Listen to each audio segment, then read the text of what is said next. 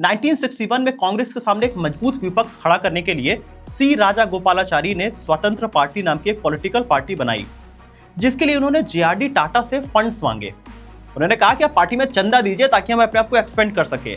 लेकिन उन दिनों कांग्रेस के सामने कोई भी टक्कर देने की कोशिश नहीं किया करता था, क्योंकि कांग्रेस उस समय सबसे बड़ी पार्टी थी जिसकी सरकार थी और इंडिया में लाइसेंस राज चलता था। हर बिजनेसमैन को कोई भी चीज के लिए अप्रूवल लेने के लिए गवर्नमेंट के पास ही जाना होता था, इसलिए कांग्रेस से कोई पंगा नहीं लेता था। लेकिन जेआरडी टाटा ने खुल के स्वतंत्र पार्टी को फंड्स दिए। इसके साथ ही उन्होंने जवाहरलाल नेहरू को एक लेटर भी लिखा। उसमें उन्होंने बताया कि भारत को एक मजबूत विपक्ष की सख्त जरूरत है, जिस वजह से हम इस पार्टी को फंडिंग दे रहे हैं। दोस्तों, उन दिनों कोई भी बिजनेसमैन इतनी हिम्मत नहीं दिखा पाता था, लेकिन जेआरडी टाटा ने इतनी हिम्मत क्यों दिखाई? क्योंकि उनके अंदर बहुत ऑनेस्टी थी, जो कि टाटा ग्रुप में हर जनरेशन में आपको देखने को मिलती है। और यही सेम ऑनेस्टी की स्ट्रेटेजी को यूज करते हुए रतन टाटा ने तनिष्क का पूरा किस्मत बदल दिया। साल 2003 में जब तनिष्क बुरी तरह से इंडिया में लॉसेस कर रही थी, उस समय भी रतन टाटा ने यही सेम ऑनेस्टी की स्ट्रेटेजी इंडिया में इंप्लीमेंट किया। उन्होंने कैरेट मीटर इंडिया में लॉन्च किया, जो कि गोल्ड की प्योरिटी चेक करता था, जो कि एक मार्केट का गेम चेंजिंग प्रोडक्ट बना, जिस वजह से तनिष्क पूरे इंडिया भर में तेजी से एक्सपेंड किया और इंडिया में उन्होंने ज्वेलरी मार्केट में अपनी मोनोपोली क्रिएट कर दिया।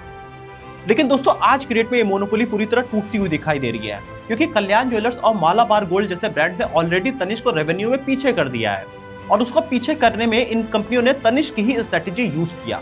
तो इस वीडियो में आज हम जानेंगे वो क्या स्ट्रेटेजीज है जिस वजह से कुछ रीजनल प्लेयर्स तनिष्क को मार्केट में बुरी तरह पछाड़ते जा रहे हैं। इस पूरे वीडियो में हम इंडिया के गोल्ड मार्केट के बारे में बात करेंगे और वो हर एक टॉप ब्रांड क्या स्ट्रेटेजी यूज कर रहा है वो सब कुछ आपको बताएंगे।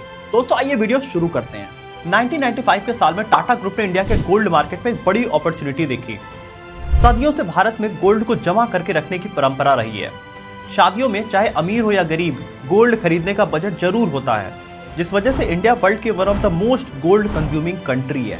वहीं वेस्टर्न कंट्रीज में उस समय तक गोल्ड एक फैशन का सिंबल बन चुका था, जिसमें ढेरों लुक्स और डिजाइन अवेलेबल थे। लेकिन इंडियंस अभी भी अपने पास के सुनार की दुकान पर ही डिपेंडेंट थे। इंडिया में अब तक कोई भी गोल्ड ब्रांड नहीं आया था, इसलिए टाटा ग्रुप ने टाइटन ब्रांड के अंदर तनिष्क की शुरुआत किया। और शुरुआत से ही तनिष्क का फोकस था कि लोगों को अपनी तिजोरियों से गोल्ड बाहर निकाल के अपने फैशन के लिए यूज करना शुरू कर दें। इसीलिए सालों से भारत में जहां 22 कैरेट गोल्ड यूज करने की परंपरा रही है, वो तनिष्क ने घटा के 18 कैरेट गोल्ड अपने शॉप पे यूज करना शुरू कर दिया, क्योंकि कंपनी चाहती थी कि जब अगर गोल्ड सस्ता होगा तो लोग ज्यादा क्वांटिटी में खरीदेंगे और वो अलग अलग डिजाइन भी ऑप्ट कर सकते हैं उसके थ्रू। क्योंकि कंपनी चाहती थी कि अगर गोल्ड का प्राइस कम होगा तो लोग ज्यादा और बड़े साइज का गोल्ड खरीदना शुरू करेंगे। लेकिन वेस्ट की चीजें इंडिया में इंप्लीमेंट करते समय तनिष्क भूल गया कि इंडियंस के लिए गोल्ड एक फैशन से ज्यादा उनके कल्चर का एक बड़ा पार्ट भी है। गोल्ड को इंडियंस अपने धार्मिक कार्यों का एक हिस्सा बनाते हैं। शादी में लड़की को एक इन्वेस्टमेंट के तौर पे गोल्ड दिया जाता है कि उसके बुरे दिनों पे काम आ जाए। और भले ही भारत अलग अलग रीजन्स में बटा हुआ है, लेकिन त्योहारों पे गोल्ड पहनना एक बड़ी ऑस्पिशियस चीज मानी जाती है। फिर चाहे वो साउथ का पोंगल या ओनम हो, नॉर्थ का बैसाखी या करवा चौथ हो, या फिर वेस्ट का गुड़ी पड़वा हो, या ईस्ट का दुर्गा पूजा हो, इन सभी फेस्टिवल पे इंडिया की महिलाएं गोल्ड जरूर पहनती हैं। और कुछ स्पेशल डेट्स पर सोना खरीदना भारत में शुभ भी माना जाता है, जैसे कि अक्षय तृतीया और धनतेरस के दिन। इस दिन लोग निकलते हैं और सोचते हैं कि सोना अगर हम खरीदेंगे तो हमारे फैमिली के लिए एक अच्छी चीज होगी फ्यूचर में। अब जिस कंट्री में गोल्ड लोगों के कल्चर का इतना इंटीग्रल पार्ट है, उस कंट्री में 18 कैरेट गोल्ड नहीं चला, क्योंकि इंडियंस हमेशा से 22 कैरेट के गोल्ड को सबसे प्योर गोल्ड मानते आए हैं। और जब भगवान की बात आती है तो वहां पे इंडियंस प्योर चीज ही यूज करते हैं। तनिष्क का यह एक्सपेरिमेंट बैकफायर कर गया और साल 2002 के अंत तक 7 सालों के अंदर कंपनी 150 करोड़ रुपए लॉस कर रही थी। अब टाइटन जैसे प्रॉफिटेबल ब्रांड ने तनिष्क को अपना प्रॉफिट और इंक्रीज करने के लिए लॉन्च किया था, बट उल्टे ही यह तनिष्क उनके लिए एक लॉस मेकिंग ब्रांड बन चुका था।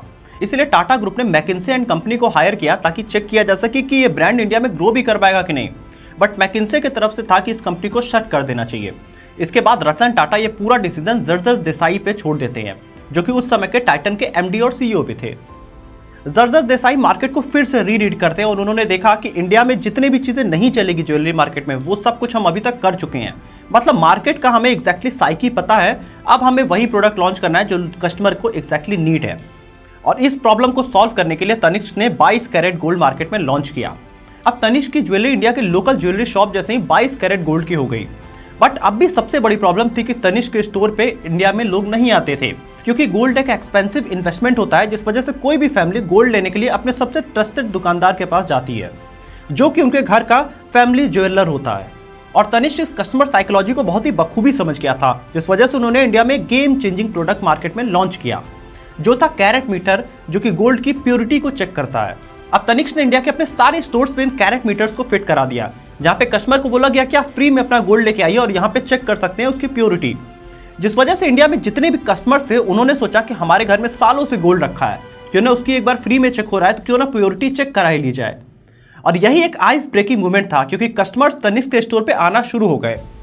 अब यहाँ पे कस्टमर आते अपना गोल्ड की प्योरिटी चेक कराने, और वहाँ पे वो कई सारे तनिष्क के ज्वेलरी के डिजाइन देखते, जिससे वो काफी अट्रैक्ट होने लगे। और दोस्तों यहाँ पे एक सरप्राइजिंग रिजल्ट कुछ दिनों में देखने को मिला। जितने भी लोग अपने गोल्ड लेके आ रहे थे उसमें से 60% लोगों का गोल्ड इम्प्योर था, मतलब वो 22 कैरेट का नहीं था। और यहीं पे एक मेजर ब्रेकडाउन हुआ कस्टमर्स का ट्रस्ट का, जहाँ पे सालों से इंडियंस अपने पास के ज्वेलर शॉप पे ट्रस्ट करते थे कि वो उनको प्योर गोल्ड देगा, लेकिन कैरेट मीटर में चेक करने के बाद ज्यादातर लोगों के गोल्ड इम्प्योर दिखाई दिए और लोगों का ट्रस्ट टूटा, जिसके बाद वो सभी कोई तनिष्क की तरफ शिफ्ट हो गए, क्योंकि तनिष्क ही एक बेस्ट और सेफर ऑप्शन दे रहा था कि हम आपको प्योर गोल्ड देंगे। अपने इन स्ट्रैटेजीज की वजह से तनिष्क 2003 के एंड तक इंडिया की टॉप 5 बिगेस्ट रिटेलर में से एक बन गई थी। वहीं टाइटन की 50% सेल अब तनिष्क की वजह से आने लगी थी। इसके बाद तनिष्क ने बदलते हुए ट्रेंड के साथ वुमेन्स को ऑब्जर्व करना शुरू किया, और अब इंडिया में जमाना बदल रहा था जहां इंडिया में वर्किंग वुमेन्स की संख्या बढ़ रही थी, और उनकी ऐसी ज्वेलरीज की डिमांड थी जिसे वो अपने ऑफिस भी पहन के जा सके और किसी ओकेशन में भी पहन के जा सके। और तनिष्क ने इसी डिमांड को देखते हुए इंडिया में स्टडेड डायमंड ज्वेलरीज लॉन्च किया। इसका मतलब गोल्ड के अंदर हीरे जड़े हुए होते हैं। ये महिलाओं में खासा पसंद किया गया और बहुत ही जल्द ये महिलाओं में पॉपुलर होता गया। और टाटा ने सिर्फ तनिष्क को ही नहीं ग्रो किया, उन्होंने देखा कि इंडिया में कई साइज ऑफ ऑडियंस हैं जिनकी डिमांड अलग अलग है। कुछ लोगों को ज्यादा महंगे ज्वेलरी खरीदने होते हैं, किसी को सस्ते ज्वेलरी खरीदने होते हैं। इस वजह से तनिष्क ने 3 अलग अलग ब्रांड लॉन्च कर दिए। जैसे कि इनका मिया नाम का ब्रांड एक प्रीमियम ब्रांड की तरह जाना जाता है। वहीं कैरेट लेन मिड साइज मार्केट के लिए है, जो कि बजट ऑडियंस हुआ करती है उनके लिए। वहीं जोया नाम का लग्जरी ब्रांड है, जो कि यूथ में आज इनका खासा पसंद किया जा रहा है। तो अलग अलग ऑडियंस के हिसाब से इन्होंने सेगमेंट पे अपने ब्रांड्स लॉन्च कर दिए। तनिष्क की यूएसपी थी कि वो मार्केट में प्योर गोल्ड बेचा करती थी, जिस वजह से वो लोकल ज्वेलर से 10 से 12% ज्यादा अपना प्रीमियम रेट चार्ज करके लोगों से लिया करती थी। लेकिन ये मोनोपोली ज्यादा देर नहीं चल पाई, क्योंकि गवर्नमेंट ने हॉलमार्क ज्वेलरी लॉन्च कर दिया, जिस वजह से अब हर लोकल ज्वेलरी शॉप वाले को भी हॉलमार्क ज्वेलरी रखना होता था, जिस वजह से अब गोल्ड की प्योरिटी सबको हर जगह एक ही जैसे मिलती है। जिस वजह से ये जो प्रीमियम का एडवांटेज था वो हट गया तनिष्क के साथ। और प्रॉब्लम सिर्फ यही नहीं थी, नई प्रॉब्लम तनिष्क के सामने समय के साथ बढ़ती गई। तनिष्क जब पैन इंडिया एक्सपेंड करने में लगा हुआ था, इसी समय कुछ रीजनल प्लेयर्स तनिष्क का ही मॉडल यूज करके तनिष्क की मोनोपोली तोड़ने की कोशिश कर रहे थे। जैसे कि साल 1993 में शुरू हुआ केरला के थिसूर का एक 75 लाख रुपए में शुरू हुआ ब्रांड कल्याण ज्वेलर्स आज तनिष्क को एक बड़ी टक्कर दे रहा है। कल्याण ज्वेलर्स के 217 से ज्यादा स्टोर्स हैं और वो इंडिया में काफी तेजी से एक्सपेंड कर रहा है। कल्याण ज्वेलर्स ने तनिष्क के सक्सेस से सीधी सी चीज सीखी थी कि जितना ज्यादा ब्रांड्स का मार्केट में प्रेजेंस होगा, उतना ही ज्यादा एक आदमी लोकल ज्वेलर को छोड़ के ब्रांड की तरफ आएगा। और इसीलिए कुछ ही सालों में साउथ की एक छोटी सी रीजनल ब्रांड कल्याण ज्वेलर्स ने तेजी से इंडिया में स्प्रेड किया है, और आज उनकी 50% से ज्यादा सेल नॉन साउथ रीजन से आ रही है। और जहां तनिष्क के डायमंड जड़े हुए ज्वेलरीज कस्टमर को खासा पसंद आ रहे थे, कल्याण ज्वेलर्स ने भी सेम चीज इंप्लीमेंट किया अपने साथ। उन्होंने भी डायमंड जड़े हुए ज्वेलरीज इंडिया में ढेरों डिजाइन के साथ लॉन्च कर दिए। और अगर उनका लास्ट ईयर का आप रेवेन्यू देखें तो उसमें 42% ग्रोथ आई है डायमंड जड़े हुए ज्वेलरीज वाले मार्केट में, क्योंकि यही मार्केट सबसे प्रॉफिटेबल मार्केट है, जिस कोड को सिर्फ पहले तनिष्क ही क्रैक कर पाया था। इसके बारे में हम आगे बात करेंगे और डिटेल में। और केरला की Malabar gold and diamond Tanishq की दूसरी सबसे बड़ी राइवल है।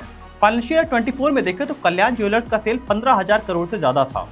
तनिष्क का सेल करीब 43,000 करोड़ था, लेकिन मालाबार गोल्ड एंड ज्वेलरी ने 51,000 करोड़ का सेल्स क्रॉस कर दिया था। मालाबार ने टर्नओवर में सबको पीछे छोड़ दिया है, क्योंकि मालाबार भी तनिष्क और कल्याण ज्वेलर्स के सेम फॉर्मूले पे मार्केट में चल रही है। मालाबार गोल्ड भी पूरे इंडिया में एक्सपेंड कर रही है तेजी से।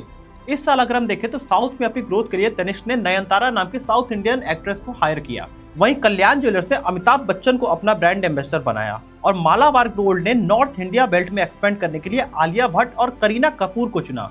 फाइनेंशियल ईयर 25 के फर्स्ट क्वार्टर में अगर तनिष्क का हम रेवेन्यू ग्रोथ देखें तो वो सिर्फ 9% था, जो कि मार्केट की एक स्लो ग्रोथ थी, जिसके पीछे तनिष्क ने कई सारे रीजंस दिए कि इलेक्शन का टाइम था, मैरिज का सीजन आया ही नहीं इंडिया में इस समय, जिस वजह से हमारे कम ग्रोथ हुई और गोल्ड के भी प्राइसेस हाई थे। लेकिन इसी टाइम पीरियड में अगर हम कल्याण ज्वेलर्स की ग्रोथ देखें तो वो करीब 27% थी। आप देखेंगे तो तनिष्क और कल्याण ज्वेलर्स दोनों के सामने सेम कंडीशन थे। कम मैरिजेस हुए थे इंडिया में, इलेक्शन का टाइम था, लेकिन कल्याण ज्वेलर्स का ग्रोथ रेट 3 गुना ज्यादा है तनिष्क से।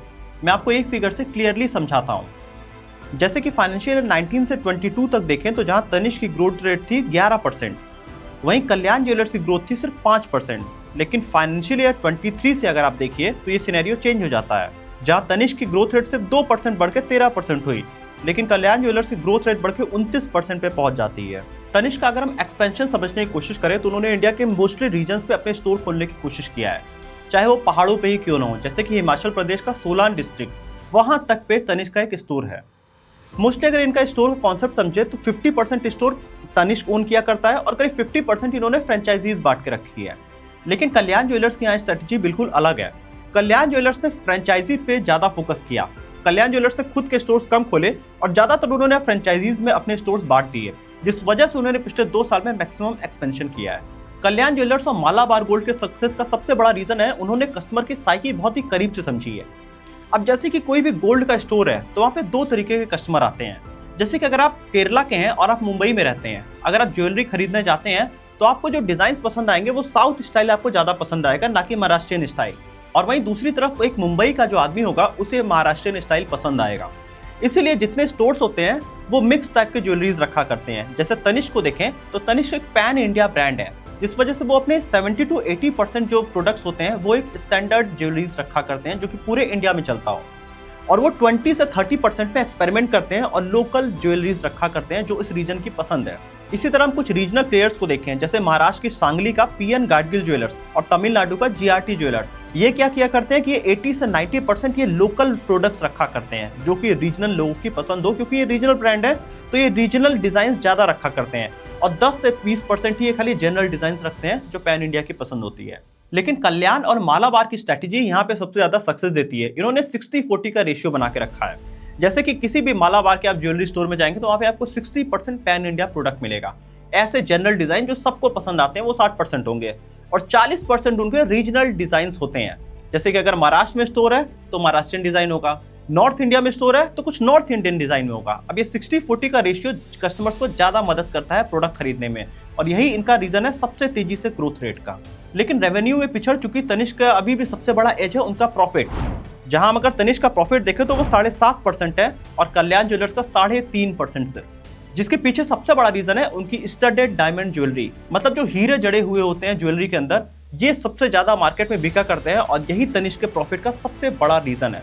कल्याण ज्वेलर्स ने इसको भी बखूबी समझा और उन्होंने भी सेम मार्केट में अपने आप को उतार दिया। आइए आपको ग्राफ से समझाते हैं।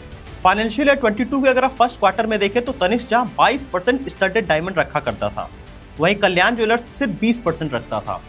लेकिन इसके 3 साल बाद अगर हम 2025 के पहले क्वार्टर में देखें तो स्टडेड ज्वेलरी में जहां तनिष्क सिर्फ 26% है, कल्याण ज्वेलर्स 10% बढ़ के 30% आ चुका है। मतलब तनिष्क को एग्जैक्टली कॉपी करके कल्याण ज्वेलर्स उन्हीं की स्ट्रेटजीज क्रैक करके उन्हीं से आगे निकल जा रहा है।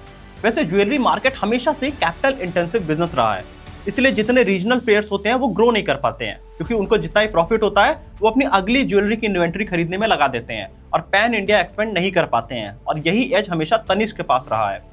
तनिष्क के पास टाटा ग्रुप का सबसे बड़ा पैसा है, जिस वजह से वो तेजी से पूरी दुनिया भर में एक्सपेंड करते हैं, और टाटा ग्रुप के ब्रांड नेम की वजह से उनको 2 से 3% के बीच में लोन्स मिल जाया करते हैं एक्सपेंशन के लिए। यही बड़ा एक एज अभी तक बना हुआ था, लेकिन समय के साथ ये एज भी आज तनिष्क के पास से खत्म हो गया है, क्योंकि आज की डेट में फंड रेस करना बहुत ईजी हो गया है। बहुत सारी कंपनियां आज इजीली फंड रेस कर रही हैं। जैसे कि आप इसी साल देखेंगे तो आदित्य बिरला ग्रुप ने करीब 5,000 करोड़ रुपए इन्वेस्ट किया है अपने इंद्रिया ज्वेलर नाम के ब्रांड को ग्रो करने के लिए। इसके साथ ही पीसी ज्वेलर ने भी अभी 2700 करोड़ रुपए मार्केट में रेस किया है अपने डेट को चुकाने के लिए। वहीं पीसी ज्वेलर ऑलरेडी अपना आईपीओ ला चुका है और मालाबार गोल्ड अपना 2026 में आईपीओ लाने वाला है। इसके अलावा कुछ रीजनल प्लेयर्स भी अपना आईपीओ लाने वाले हैं, जैसे कि चेन्नई का ललिता ज्वेलर्स या फिर बेंगलोर का ब्लू स्टोन जो कि फाइन ज्वेलरीज में काम किया करता है। ये कंपनियां भी अपने आईपीओ ले आ रही हैं, जिस वजह से वो मार्केट से पैसे रेस करेंगी, और आने वाला जो टाइम होने वाला है वो तनिष्क के लिए और मुश्किल भरा होने वाला है, क्योंकि बहुत सारे रीजनल जो ज्वेलरी के ब्रांड्स हैं वो सब पैन इंडिया एक्सपेंड करने जा रहे हैं। तो जो तनिष्क की अभी तक मोनोपोली थी मार्केट में वो पूरी तरह से टूटने वाली है। आप कमेंट ऑप्शन में लिख के अपना ओपिनियन बताइए गोल्ड मार्केट के, आपको क्या दिखाई दे रहा है। ये वीडियो से आपने क्या सीखा ये भी आप कमेंट ऑप्शन में बता सकते हैं। बाकी वीडियो अच्छी लगी हो तो वीडियो को लाइक करिएगा, चैनल को सब्सक्राइब करिएगा, और ऐसे ही केस स्टडीज हम आगे आने वाले टाइम में आपके लिए लाते रहेंगे।